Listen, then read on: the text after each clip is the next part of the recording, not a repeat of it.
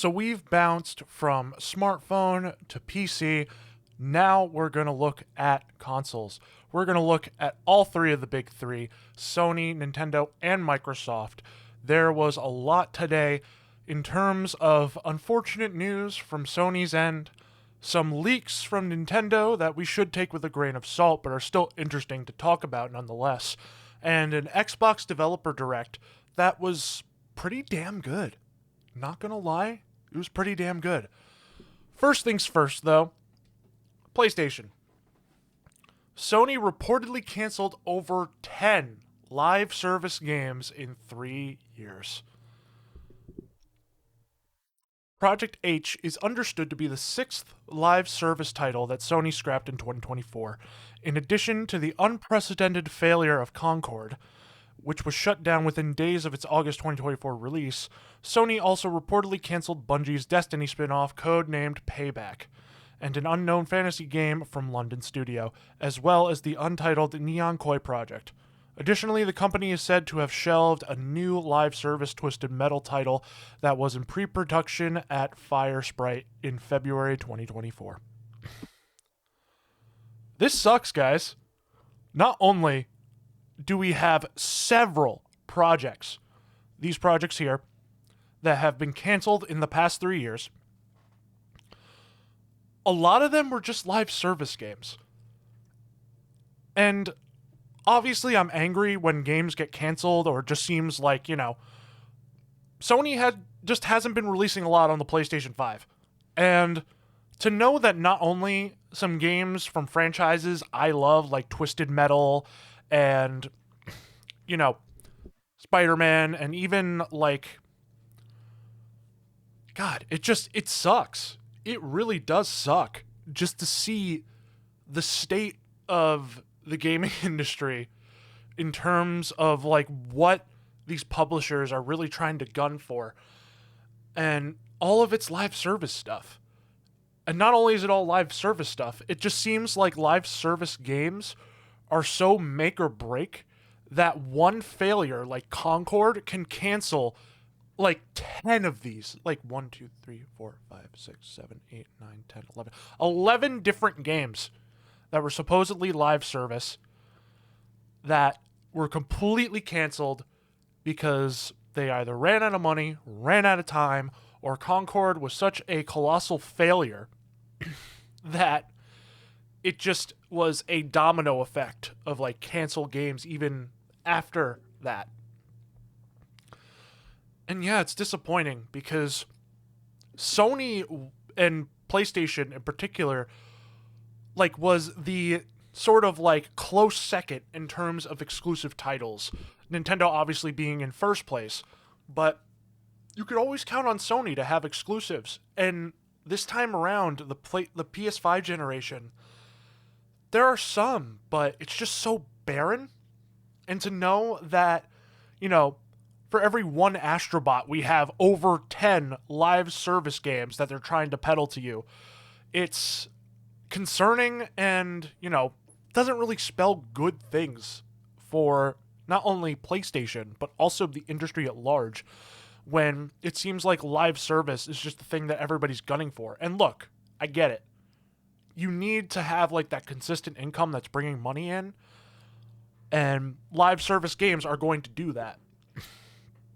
But you have to realize that there are so many projects that you could be making that would be so much more worth the time, the budget, and the critical reception that it doesn't matter about following trends. So much of what's happening in the game industry is that developers and publishers, particularly publishers, are trying to follow trends instead of make them. And sure, there will always be genres and what type of games there are, whether it's live service or standalone single player game or MMOs or anything of that variety. But when you think about it, just having a ton of good games instead of these 1, 2, or maybe 3 everything games, endless games, these live service games just isn't worth it in the long run when you can have several smaller projects that either sell decently, like they turn a profit, or they're a massive hit. Like, man, I really miss Sony IPs, man. Like, where's Sly Cooper? Where's Infamous? Where's Jack and Daxter? Like, where are these franchises that Sony fans love so much? And there's even some in here. Like, I would have loved a Twisted Metal game that was, live service-ish. Like, if they had a solid single-player campaign and, like, really good multiplayer that they just updated over a few years, I'd be on board for that. I think a lot of people would be on board for that. But it's just the fact that they're so all in on live service that even a game idea that sounds good, even in live service, is being canceled, like Twisted Metal. It's such a shame, man. It really is. But, moving on to Nintendo. Major Nintendo Switch 2 games have possibly been leaked. And this comes from a retail listing in Newegg. It leaked 2 Switch games. A new 3D Super Mario and a Zelda remake are rumored for Switch 2 by the end of the year. The only Nintendo published game confirmed for Switch 2 at this time is a new Mario Kart. So, that's definitely pretty exciting. I kind of knew we were getting a 3D Mario. The 3D Mario development team has been pretty silent since 3D World plus Bowser's Fury. So, I was definitely expecting them to do something, whether it's an Odyssey 2 or like a new concept entirely that they add like a new word at the end of Super Mario. In terms of Zelda remake, that's very interesting. Like, I don't know like what specifically they could do. Like, whether it's a remaster or like a full-on remake. Like, I'd say that, my most likely prediction is a remaster of Breath of the Wild with enhanced graphics, better frame rate, probably like a full 60 frames instead of the 30 frames we had before, and a ton of other things. Because even with Skyward Sword on the Switch, that got a full 60 FPS upgrade. So I wouldn't put it past Nintendo to try that with Breath of the Wild, to have like, that open-air AAA Zelda experience, even if it's one that was already, that's already been played to death already, available on the Switch 2 to really show off the power of it. In terms of, like, if it was, like, a full remake, I would love to see an Ocarina of Time remake. I want to see Ocarina of Time remake at the level of Final Fantasy VII remake and Rebirth. Like, that's what I want. I want to see a full, like, reimagining of Ocarina of Time. Like, same story beats, same, like, gameplay progression, maybe a little less linear in terms of jumping around from dungeon to dungeon, but not necessarily like completely open air. Like, I don't know. I think that has a lot of potential if they sort of, remade Ocarina of Time, had the same story and everything, and just kind of like redesigned the world just a little bit to make it more open. Not like, Breath of the Wild's Hyrule, but definitely with a lot more, activities and things to do and side quests, as well as maybe just fleshing out some older things as well, like having more weapons to play with, more items to play with. I think that would be a really cool idea for a remake, but I don't think that would be a 2025 project, especially after Tears of the Kingdom. So that's like my pie in the sky prediction for Zelda, in terms of this remake that is being peddled. We also have other things that we are probably getting at launch, like Metroid Prime 4. There might be some performance enhancements for Pokemon Legends ZA. So we definitely have a jam-packed schedule in terms of Switch 2 games, not only for Switch 2 exclusive games, but also Switch 1 games that may or may not have some enhancements for Switch 2, but are still coming out this year, and it's backwards compatible, so you'll have plenty of games to look forward to this year. Last but not least, we have Xbox.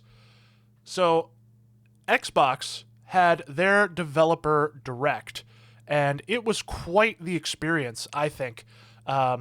We can go through a lot of what happened, but it was a pretty big direct, because it didn't have, tens of games. It literally had maybe 5 games, if you can count that.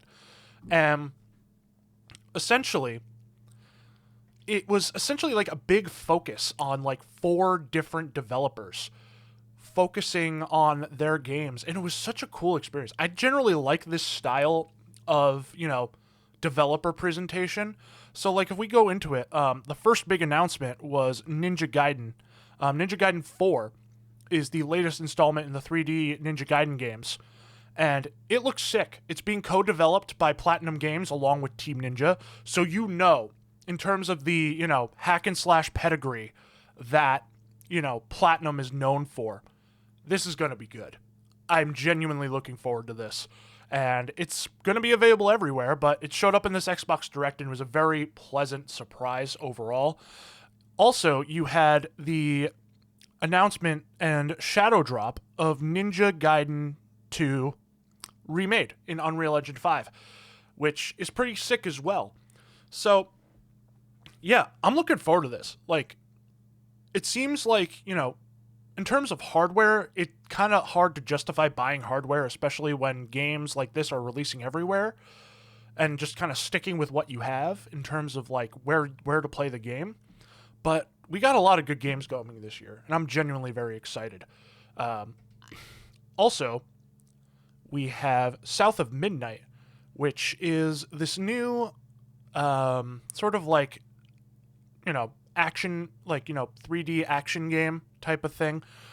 It's got this very like deep American South influence, which is really cool. So like if we go further along in this trailer here, I don't know much on the story, but a lot of it is weirdly animated too. They have these characters essentially animated like claymation, so they're running at a lower frame rate even though the game is probably going to be like 60 FPS. I don't know how to feel about that. It's kind of like an Into the Spider-Verse type of art style or like animation style where, in Into the Spider-Verse, they animated on, I think, 2s instead of, whatever they usually do. I'm not an animator. I'm not an expert. But it's definitely very interesting. It is a little jarring, at least, because I don't know how well that's going to translate to gameplay, if it looks too laggy or not. But this is such an interesting looking game. Like, I definitely want to take a look at it. And the powers are kind of based on threads and fabric and, being able to control things with that thread. It's like the magic that they have in this game, or like, the magic the character has. So it's definitely very interesting. Going further here. Just seems like it's a lot more story stuff. But it's such an interesting game, I think. If I can go back to the developer direct, we're going to go forward a little bit more.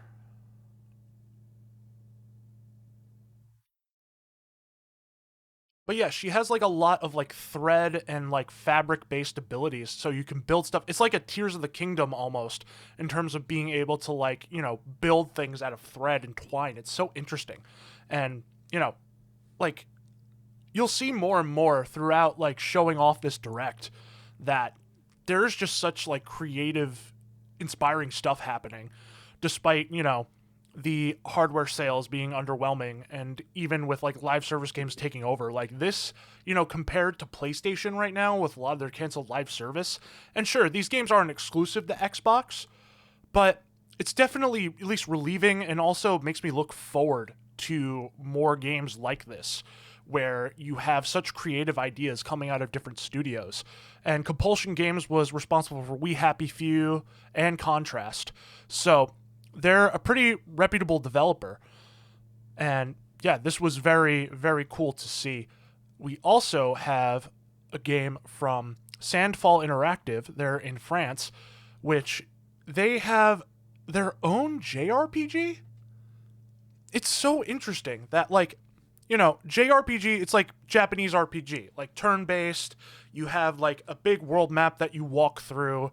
You have like very iconic characters. Like there's not really like a lot of character building, sort of say, in terms of personality, like, or projecting your personality onto it. That's basically, in terms of JRPG. And it's so interesting because this is like a JRPG that isn't developed by a Japanese studio, which I find to be incredibly interesting. It's kind of like it obviously doesn't have like the setting and themes of like Earthbound or something, but it makes me think of like Earthbound, how different of a JRPG that was when that came out back in the day. So it's definitely so interesting, and it looks beautiful. It has so much to looks like it has so much to offer in terms of, combat, where everything's just going to be so beautiful to look at, and all these different locales. The big thing that they mentioned in the direct is that I think it's right here actually, they have a full open world map, which is like, it's like the typical JRPG map where you're going in this massive locale and then like maybe you stop in a town, but it's kind of like it's kind of like shrunk a little bit. It's weird. It's hard to describe, but if you've ever played like a Final Fantasy game and you're going around the map on like your big airship or something, or walking around with your party, that's kind of how like it is, where you just find random encounters and you're doing different things, going place to place and getting in different random encounters. So this is super interesting. Like, I genuinely am looking forward to a lot of this, ingenuity and innovation that's coming in terms of just software for things like this. It's very exciting. So yeah, like a JRPG that like isn't, Japan developed is something so interesting. Like, you don't really think about that. That like, obviously there's the Western RPG, which is a bit more like, creating your own character with its own personality and, other things, and a bit more of an emphasis on role playing. But then the JRPG has the extremely iconic characters that like, yeah, you could probably build their stats, but in terms of like how they, what makes them tick, it's very interesting. I'm very excited for this game. Claire Obscura Expedition 33. Yeah, I'm very much looking forward to it. Good job, Sandfall. Yeah, these developers that like people don't really talk about a whole lot. I'm glad they're kind of getting the spotlight, especially in this direct. Last but not least, in a whole video or whole segment of last but not least, we have Doom: The Dark Ages from id Software and Bethesda. Oh my god, this game looks amazing, and I am so excited. You have no idea.